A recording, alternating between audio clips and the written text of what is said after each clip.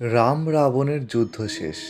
এবার রামলালার তার নিজ রাজ্য অযোধ্যা নগরীতে ফেরার পালা। ঠিক সেই সময় পথে দেখা হলো হনুমানজির সাথে। হনুমানজি রামচন্দ্রকে একটি আসনে বসতে দিয়ে বললেন, প্রভু, বহু বছর ধরে সাধু ঋষিমুনিরা আপনার দর্শনার্থে অপেক্ষায় বসে আছে। আপনি কৃপা করে ওনাদেরকে একবার দর্শন দিন।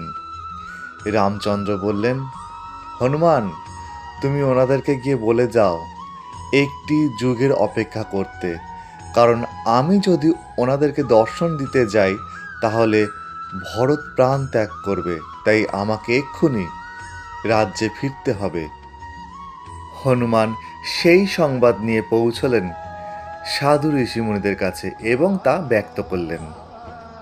সাধু ঋষিমুনিরাও নাছোড়বান্দা, একেবারে আরও তপস্যা শুরু করে দিলেন এবং তপস্যায় ভগবান শ্রী রামচন্দ্রের কাছে বর প্রার্থনা করলেন যে, প্রভু, আপনি আমাদের এই বর দিন, আমরা যেন পরের জন্মে নারী হয়ে জন্মাতে পারি এবং আপনাকে লাভ করতে পারি। ভগবান সেই আশীর্বাদই করলেন। রামলালা তার লীলা সম্বরণ করলেন। এলো দাপর যুগ। ভগবান জন্ম নিলেন ভগবান শ্রীকৃষ্ণ রূপে এবং যত সাধু ঋষি মণিরা ছিল তারা জন্ম নিলেন গোপিনী রূপে বৃন্দাবনে। ভক্তদের দেওয়া কথা ভগবানকে যে রাখতেই হবে, সেই কারণেই ভগবান বাঁশি বাজালেন। রমণীরা যারা যে কাজে নিযুক্ত ছিল আনমনা হয়ে তারা সকলেই ছুটল ভগবান শ্রীকৃষ্ণের বাঁশির ধ্বনি শুনে। সমস্ত কাজ, সব বাধা পিছনে ফেলে ছুটে চললেন তারা। তাদের বাড়িতে যাতে কেউ খোঁজ না করে সেই জন্য সময়কে যেন থমকে দিয়েছিলেন ভগবান যোগ মায়াকে আশ্রিত করে। এদিকে সমস্ত ঋষিরা রমণী হয়ে যারা জন্মেছেন তারা সকলেই রাস লীলায় মত্ত হলেন ভগবানের সাথে। রাধারানী ভাবলেন, ভগবান তো আমার সাথে রয়েছেন, তাই ভগবান শ্রীকৃষ্ণ কি করলেন, আমি এক হব অনেক, নিজের রূপ সৃষ্টি করলেন এবং প্রত্যেক রমণীর সাথে, প্রত্যেক গোপিনীর সাথে ভগবান শ্রীকৃষ্ণ রাসলীলায় মত্ত হলেন।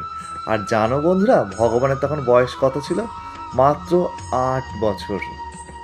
বৈষ্ণব চূড়ামণি দেবাদিদেব মহাদেবের খুব ইচ্ছে হলো রাসলীলা দর্শন করবে, তাই সেখানে তিনি উপস্থিত হলেন।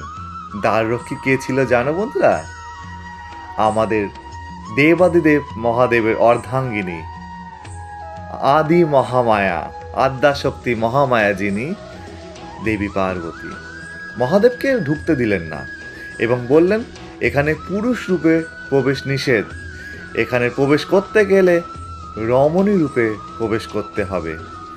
ভগবান বলেন, আমি তো পুরুষ, আমি রমণী কেন হতে যাব? তখন মহামায়া বললেন, পুরুষোত্তম পুরুষ একজনই, ভগবান সত্যনারায়ণ, আর বাদ বাকি সকলেই নারী রূপী নারী, আর তোমরা হচ্ছ পুরুষ রূপী নারী। মহাদেব নাছর বান্ধা, দেখতেই হবে রাসলীলা, তাই তিনি রমণীর রূপ ধারণ করলেন। দেবী তা বুঝতে পারলেন, ভগবানও তা বুঝতে পারলেন এবং দেবীকে বললেন, পার্বতী, তুমি যে আমায় প্রবেশ করতে বাধা দিচ্ছিলে, ঘোর কলিতে আমি অদ্বৈত হয়ে জন্ম নেব এবং আচণ্ডালে এই রাসলীলা আমি দর্শন করাবো।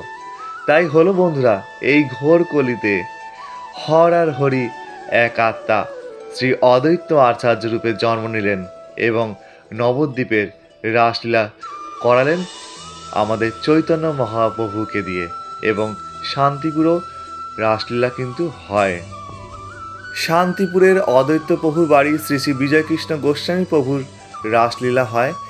একবার আমার সৌভাগ্য হয়েছিল এই রাসলীলা দর্শন করার, অংশগ্রহণ করার। ভাঙা রাসে আমি গিয়েছিলাম, আজকের দিনে আমি গিয়েছিলাম এবং ওখানে দেখেছিলাম শ্রী শ্রী বিজয় কৃষ্ণ গোস্বামী প্রভুকে রথের মধ্যে বসিয়ে সারা পাড়া ঘোরানো হয়। প্রথমে উনি যান পতিতালয়, ওখানে ওনাদের যা যা সামর্থ্য সব কিছু তারা উঠোনে সাজিয়ে রাখেন ডালা, ভগবান তা গ্রহণ করেন।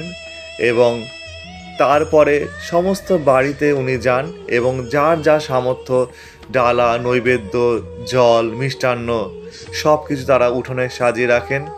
কেউ রথের আগে দণ্ডি কাটতে থাকেন, কেউ তার বাচ্চাকে রথের সামনে শায়িত করে রাখেন। অপূর্ব সেই লীলা আমার সৌভাগ্য হয়েছিল 2016 সালে দর্শন করার।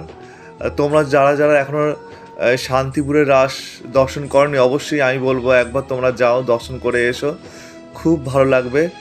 এবং শাস্ত্রে বলা হয় শান্তিপুরের রাস যদি না দেখে থাকো তাহলে জীবন নাকি বৃথা। আমি একবার দেখেছিলাম, এবং তবে হ্যাঁ, নবদ্বীপের রাস আমার এখনও দেখার সৌভাগ্য হয়নি, ইচ্ছা আছে দেখবার, এবং বৃন্দাবনেরও একবার ইচ্ছা আছে, এই দুটো জায়গায় আমার হয়নি। আর হ্যাঁ, কীরকম লাগলো আজকে রাস উৎসবের কথা শুনতে অবশ্যই আমাকে জানিও, এই মহারাসের কথা শুনতে। আর রাস উৎসবের অনেক অনেক শুভেচ্ছা, খুব খুব ভালো থেকো।